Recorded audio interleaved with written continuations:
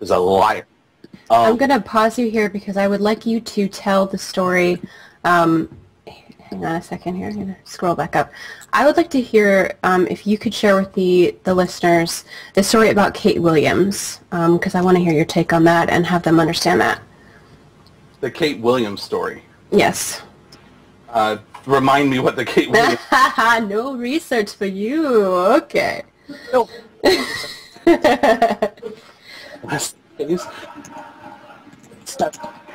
What is happening?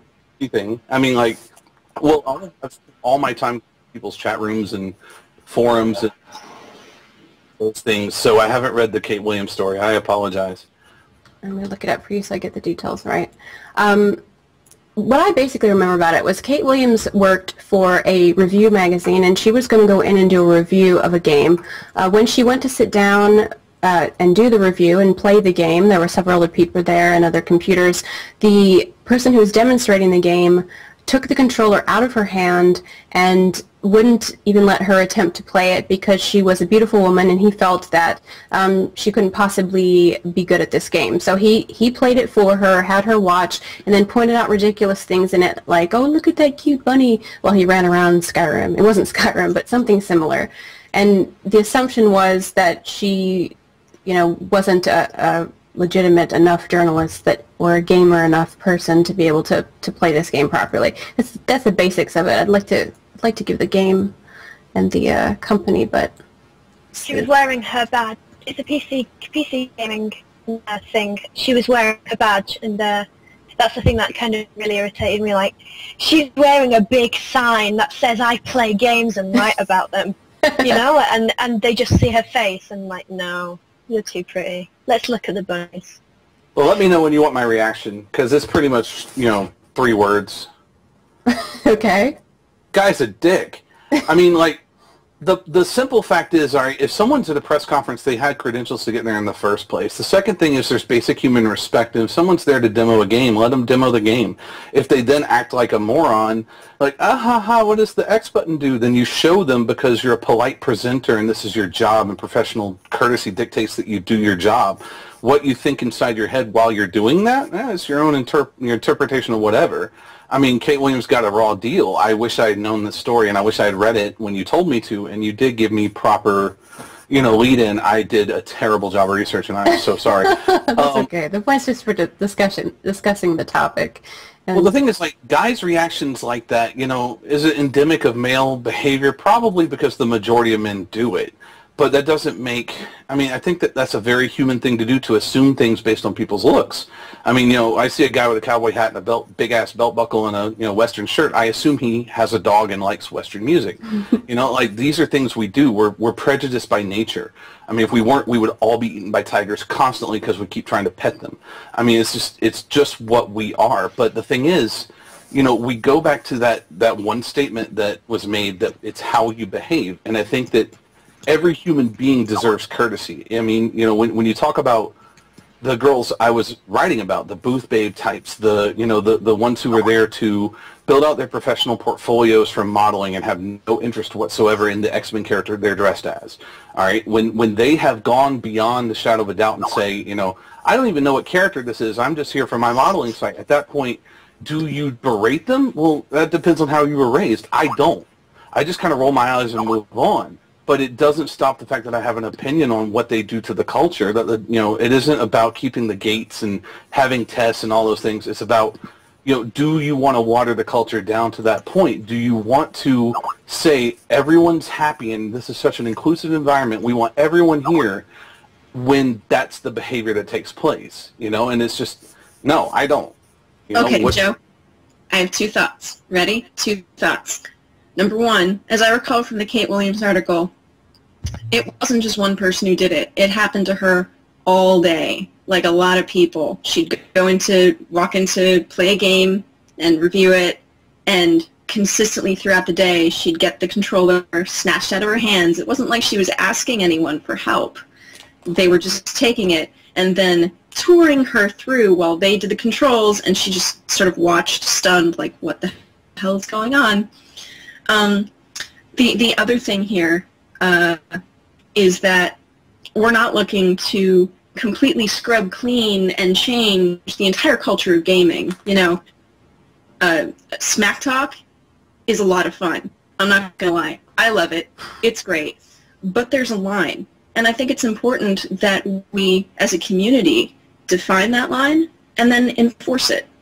And it's not going to come from gaming companies. It's not going to come from Xbox. It's not going to come from those guys, because there's no real business incentive for them to enforce that. They don't want to alienate any of their customers. Well, So no. That is true. You are right. There's a commercial incentive to not enforcing those kinds of rules, but there's also a where is the line actually, and how do you decide to enforce that? You know, as the owner of a community yourself, you know when you see it. All right, it's that definition of pornography that the Supreme Court came out with. It's just like so brilliant. You know it when you see it, right? Mm-hmm. When Daniel Tosh told, God, I wish I had her name in my memory, but I wrote a very long piece about the fact that, you know, if Daniel Tosh is making rape jokes at a comedian show, and you know nothing about Daniel Tosh, you don't know his reputation, which is, I make really inappropriate bullshit jokes because I'm a frat boy and a moron. That's one of those things where you're in the audience and you decide to speak up, you've become a heckler. Whether you're right or you're wrong, or what he's saying is right or wrong, it's his show and he does it. When he then turns around and says, it would be so funny if 5 guys raped her like right now, Daniel Tosh just completely not only invalidated the agreement between heckler and comedian, he went and insinuated that a woman should be physically violated, and that would be humorous. That's a line, all right? I know that one when I see it, and as a big brother, that's a fist to the face. How do you put that in writing? I mean, how do you I think you say, if you would say that to your daughter, if someone would say that to your daughter or to your mother, how would you feel? And that is sort of an easy way in my mind to say, you know, okay, you crossed the line. If someone says something that you wouldn't want, I mean, aside from certain sexual innuendo in the land of appropriate, how would you feel if someone said that to your mom or to your daughter? Yeah, I think that's a fine response. In the immediate adrenaline-filled nature of a comedian show, I don't know how I would respond to that. In Xbox Live, I don't know how I would respond to that, because really, if I'm dealing with a teenager or even an older guy who's just being immature and trolling, you just threw gasoline on that fire. The thing to remember is that in certain instances, guys are just truly gross. I mean, they're just sexual retards. They're dogs. In some instances, they're just there to cause chaos. And in certain instances, like, you know, in any game where a guy's just being a troll, or even a girl could be a troll, I suppose, but I don't know. I think guys just love being dicks. Sometimes it's just watching you react. It's this, like, pushing the button and getting food moment where it doesn't matter what he's saying and it doesn't matter what you're saying. He's actually going to navigate down to whatever pressure point gets you to start screaming. And I don't know, even some people use it as tactical advantage in certain games, but I think it even gets more basic that just some people are brats. You know, it's that Batman quote that some men just want to see the world burn. I think every guy, especially having been one my whole life, has a little bit of that in them. They light matches to watch them burn. They throw rocks at windows to watch them crash. They throw bottles on the ground to see them break. There's something innately destructive about humanity, and I think that, you know, if I get too philosophical, I'll tell you why I believe that becomes an actual building block. Like, I think that turns you into an engineer in some regards, but regardless. Go ahead, Krista. I have something that I want to touch on that, again, I don't think my opinions are going to be very popular, but it's kind of an agree-disagree. And that is, for me, when I think about, like, feminism in general, and within the realms of gaming, what matters to me and the way I define how women should be treated is equally. Everybody views this differently. I know people that are feminists that believe that women should be treated equally and at the same time better, which I don't agree with. I think equality is equality. So on that level, when it comes to trolling, there are things where, you know, you can say, like, this is not any different than what this guy would say to another guy. But there are also lots of things that guys do and say to women that they would never do and say to themselves, and so that's not equal treatment. So I understand, like, you can't, it doesn't make sense to me to be like, you know, like, I'm really, like, my feelings are hurt because this guy yelled at me and he, like, camped me and he, like, ganked me and he won't leave me alone. Okay, yeah, that's, for me, like, that's what you do in a game. That's just how people treat each other. The problem for me is when you're treated in a way that is disrespectful, that a man would never do that to another man, things that would be said or would be done to you. And that, for me, that's where I look at feminism. It's the equality. And so not necessarily better, I guess. Like, it's not like, I'm going to go cry because somebody, like, called me names when I was playing TF2. It's whenever, I don't know, like, guys generally don't make, like, the rape jokes to each other or, like, I don't know, things like that. So that's where I'm coming from. Everyone gets teabagged as an avatar. It's universal. It doesn't matter. There are actually kind of 3 major points that I want to come back on really quickly, just from everything that Joe and Krista and Elizabeth have said. As regards to what happens on Xbox Live, the reactions count. And the thing is, if some boy says, "Please don't say I'm lagging again," I'll cry. Okay, so great. So if a boy says something offensive to you, like, shut your mouth, get in the kitchen, make me a sandwich before I rape you, or some other trite thing, and you say to them, dude, too far, or, that's enough. The thing is that I've found when I've said things like that, or I've heard other girls say, like, stop talking about my boobs, it's embarrassing me, that other guys who weren't talking will jump up to defend this guy. And it's like, no, you should be saying, if you tell this guy, stop what you're doing, I don't like it, they should respect you to say, okay, I won't. Maybe they make rape jokes with their other friends. That's fine. But if I don't want you to do it, then I don't want you to do it. And other guys should stand up at the same time and say, she said don't. And other guys either support this freedom of speech crap or say nothing. And people that say nothing, like, they don't want to get in an argument, they don't want to become the subject of trolling themselves. And it's like, just damn well say something, You need to put pressure on people to behave properly. The other 2 things are that certain things in the... Right, okay. I think most things in the world are socially constructed. When you see a guy with a Stetson and a check shirt and some cowboy boots and you think he has a dog and rides a horse, that's because society says that. It's not ingrained.